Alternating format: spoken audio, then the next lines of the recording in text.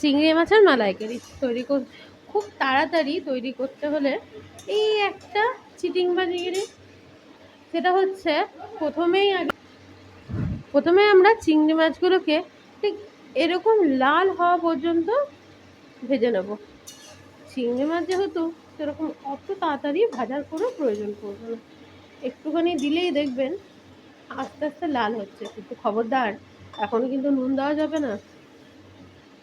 লাল হয়ে যাওয়ার পর কিছুক্ষণ পর আমরা সাধারণত দেখে থাকি হলুদ দিয়ে নুন হলুদ দিয়ে আমরা সাধারণত চিংড়ি মাছ ভাজি, কিন্তু এখন শুধুমাত্র আমরা লাল করে চিংড়ি মাছটাকে ভেজে নেব। অবশ্যই এই চিংড়ি মাছগুলো সব কিছুতে কাঠি দেওয়া আছে,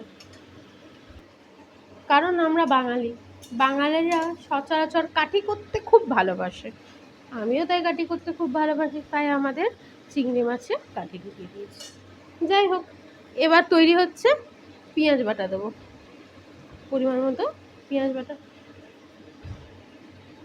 আমরা সবসময় মনে করি পেঁয়াজ আদা রসুন দিয়েই খুব ভালোভাবে মশলা কষিয়ে রান্না করলে খুব ভালো হয়, কিন্তু আমি মানি এবং আমার হাতের রান্নায় খুব একটা মশলা সবসময় যায় না, কিন্তু তা বলে মশলাটা তুমি ধরতে পারবে যে এত বাজে হয়েছে তা নয়, রান্না ভালো হয়, হেলদি অ্যান্ড টেস্টি। পেঁয়াজটা দিয়ে এটা কিছুক্ষণের জন্য ভাজতে দেবো। যখন দেখবো ভাজা হয়ে গেছে, তাতে পেঁয়াজের স্বাদ এবং গন্ধ প্রায় চলে যাচ্ছে, ঠিক সেই সময় কিছু কুচিয়ে রাখা পেঁয়াজ সামান্য দিয়ে দেবো।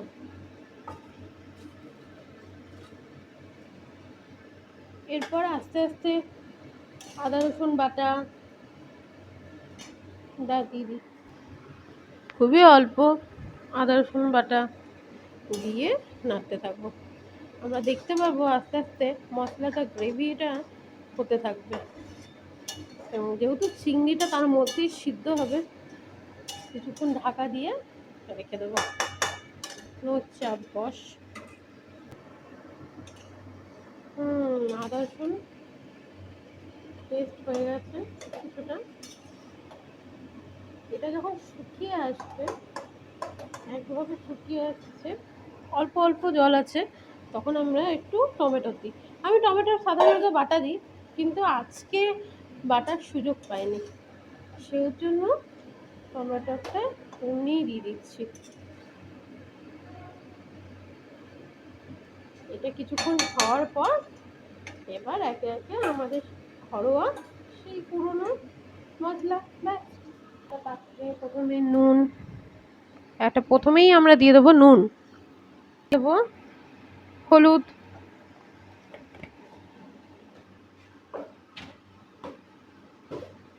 এরপর যেটা দরকার সেটা আমি দিয়ে দেবো চিনি, যেটা আমাদের অতি অবশ্যই দরকার, কারণ টমেটোর আর চিনি তরকারি স্বাদটাকে ব্যালেন্স করতে কাজে আসে। এবার 1 চামচি জিরে গুঁড়ো, এরপর লঙ্কার গুঁড়ো, এরপর দেবো লঙ্কার গুঁড়ো। আমি যেহেতু একটু ঝালটা মোটামুটি বেশ খাই, তার জন্য এরকম। এবার জল দিয়ে ভালো করে ঘুরিয়ে নেব। এটা ভালো করে ফেটানো হয়ে গেলে এর পরে আমি এটার সাথে একটু দই দেবো, কারণ মালাইকারিতে একটু দই, একটু পোস্ত, এগুলো আমরা দিয়েই থাকি। কাঁচা পোস্ত দিয়ে দিবি। জল দেওয়ার পর এটাকে ভালো করে ফেটিয়ে নেব।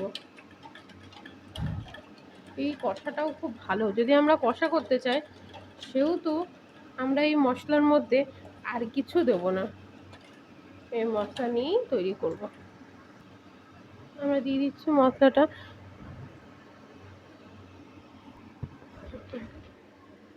এরপর আমরা কিছুক্ষণের জন্য, যতক্ষণ না গায়ের মধ্যে লেগে আসে ততক্ষণ ধরে আমরা চিংড়ি মাছটাকে জলের মধ্যে ফুটতে দেবো।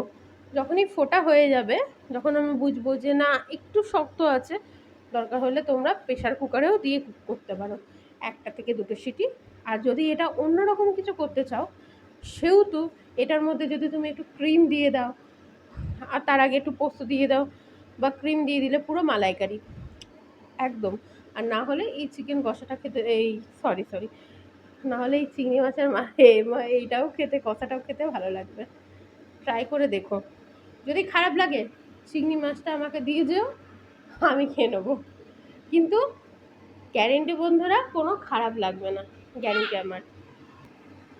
আর লাস্টে আমার স্পেশাল গরম মশলা, যেহেতু আমরা চিংড়ি মাছটা ভেজে দিয়েছিলাম সেহেতু আমার চিংড়ি মাছ ভাজার লাগবে না, তবে গরম মশলা দিয়ে আমরা নামিয়ে দেবো। বন্ধুরা, আমার চিংড়ি মাছের তরকারি কমপ্লিট। এবার যেটা সব থেকে বেশি দরকার, পরিবেশন করার পর কিছুক্ষণ ঢেকে রাখবো আমরা, তার কিছুক্ষণ পরে সবাইকে দেবো। যাই হোক, আপনারা নিজেরা নিশ্চয়ই ট্রাই করবেন ঘরে এবং আমাকে জানাবেন আপনাদের রেসিপিটা কেমন।